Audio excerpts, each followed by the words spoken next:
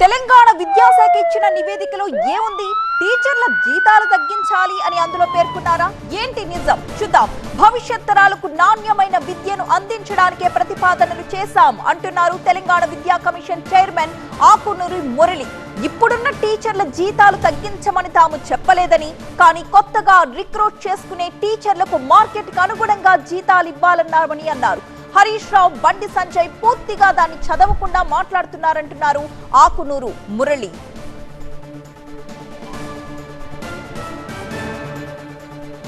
ప్రభుత్వానికి చేసిన సిఫార్సులపై తెలంగాణ విద్యా కమిషన్ చైర్మన్ మురళి ఇంకా ఏమన్నారో సీనియర్ కరెస్పాండెంట్ విద్యాసాగర్ అందిస్తారు.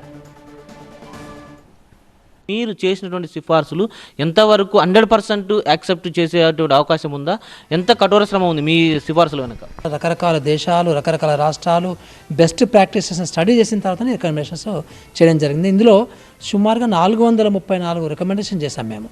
ఇవన్నీ ఇప్పటికిప్పటికి అమలైతేనే అనుకోము మేము డెఫినెట్గా. కానీ ఇప్పుడు ఏ డిపార్ట్మెంట్కి ఆ డిపార్ట్మెంట్, మళ్ళీ ఇందులో డిపార్ట్మెంట్స్ ఉన్నాయి కదా, సో వాళ్ళకి ఏదైనా కాల్స్ వచ్చినప్పుడు ఒక రిఫరెన్స్ బుక్ లాగా ఉపయోగపడుతుంది.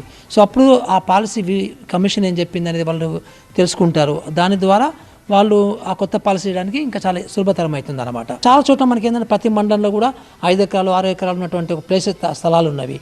అందులోనే మాకు 3-4 స్కూల్స్ ఉన్నవి.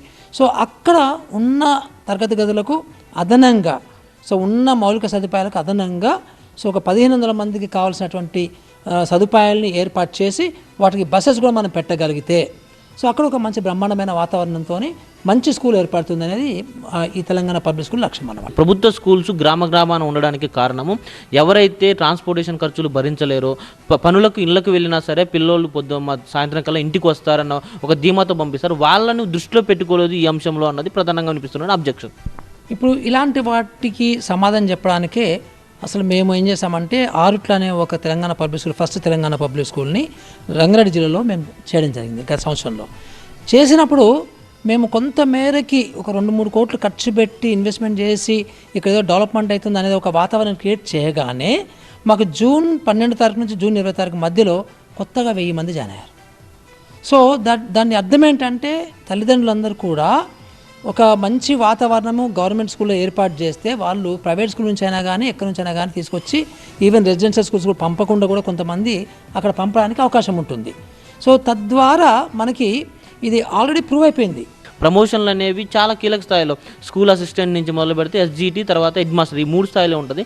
వచ్చేదే ఆ జీతాన్ని చూసి ఇందులో దాన్ని కూడా డిస్కరేజ్ చేసేలాగా సిఫార్సు ఉంటే ఎలా అన్నది ప్రధానంగా వినిపిస్తున్న డిమాండ్. అంటే మేము చాలా క్లియర్ కట్గా చెప్పింది ఏంటంటే ఇప్పుడు ఉన్న ఉపాధ్యాయులకి జీతాలు తగ్గించమని చెప్పలేదు. ఫస్ట్ థింగ్, ఫ్యూచర్లో జరిగే రిక్రూట్మెంట్కి మీరు మామూలుగా ప్రైవేట్ బడులలో ఉన్నటువంటి శాలరీస్ ఎంత ఉన్నాయో ఆ శాలరీస్ చూసుకొని పెట్టుకుంటే బాగుంటుందని పెట్టాము అంతే. సో ఆ కాంటెక్స్లో ప్రజెంట్ ఆ డిఫరెన్స్ ఉంది అనేది చెప్పడం జరిగింది అక్కడ అంతే. కానీ ఇప్పుడు మనకి ఎవ్వరు కూడా ఇన్ఫ్యాక్ట్ గవర్నమెంట్ ఎప్పుడు కూడా శాలరీలు తగ్గించమని అలాంటి నిర్ణయం ఎప్పుడు తీసుకోదండి. మన టీచర్లకు సంబంధించే సో వాళ్ళకి ఆటోమేటిక్ ప్రమోషన్ కాకుండా ఒక 50% డైరెక్ట్ రిక్రూట్మెంట్ ఉదాహరణకు ఢిల్లీలో చేశారు. ఢిల్లీలో యూనియన్ పబ్లిక్ సర్వీస్ కమిషన్ ద్వారా హెడ్ మాస్టర్స్ రిక్రూట్మెంట్ జరిగింది 50%. అక్కడ కూడా విద్య అనేది చాలా మార్కెట్కి, తర్వాత ఎప్పటికప్పుడు జనరేషన్ గ్యాప్స్ ఫిలప్ చేయడానికి, సో ఇప్పుడున్నటువంటి ఛాలెంజెస్కి ఎప్పటికప్పుడు అప్డేట్ కావాల్సిన అవసరం ఉంటుంది అబ్బా వీళ్ళందరికీ కూడా. ఇదేదో క్లరికల్ జాబ్ కాదు ఇది. సో పిల్లల్ని మేనేజ్ చేయడము. సో ఇప్పుడు ఉదాహరణకి ఈరోజు పిల్లలు చాలా స్ట్రాంగ్, సో వాళ్ళు సోషల్ మీడియాకి వాళ్ళు ఎక్స్పోజ్ అవుతున్నారు. సో ఇవాళ రేపు ఎట్లా ఉన్నారంటే వాళ్ళు కూడా గూగుల్ చేస్తున్నారు, వాళ్ళు కూడా ChatGPT వాడుతున్నారు. సో అందుకనే టీచర్ అనే వాళ్ళు ఈ పిల్లల కంటే ముందు ఉండాలి. సో అలాంటి ఒక క్రియేట్ చేయాలి అంటే టీచర్స్ ఉద్యోగంలో జాయిన్ కాగానే ఇంకా మాకు పర్మనెంటు, సో మేము కొత్తగా ఏం నేర్చుకోవాల్సిన అవసరం లేదు అనే భావనకు లోను కాకుండా ఎప్పటికప్పుడు అప్డేట్ చేసుకోవడం అనేది చాలా ఇంపార్టెంట్. సో అందుకని మేము ఫ్యూచర్ రిక్వైర్మెంట్స్ని దృష్టిలో పెట్టుకొని ఫ్యూచర్లో ఎడ్యుకేషన్ ఈ రకంగా ఉండాలి, ఆటోమేటిక్ ప్రమోషన్ ఉండదు. వీళ్ళకి ఏదైతే ప్రమోషన్స్ ఆల్రెడీ ఉన్నాయో అవేం ఎఫెక్ట్ కావు ప్రమోషన్స్ అన్నీ కూడా ఫ్యూచర్. ఎందుకంటే ఇది ఇప్పుడు పనిచేస్తున్నటువంటి విపద్యాలకు, ఇప్పుడు పనిచేస్తున్నటువంటి బలకు సంబంధించినటువంటి ఇప్పుడు కాదు ఇది. This is a kind of long ఉపయోగపడే డాక్యుమెంట్ ఇది. ఏదైతే కొన్ని సిఫార్సుల మీద భిన్నాభిప్రాయాలు వ్యక్తమో అలాంటి వాటిలో ఎలాంటి వాటికి ఆస్కారం లేదు. భవిష్యత్తు తరాల్లో ఒకవేళ రిక్రూట్మెంట్కి సంబంధించి ఆనాటి మార్కెట్ పరిధులకు అనుగుణంగానే జీతాల విషయాన్ని కూడా ప్రతిపాదించాము.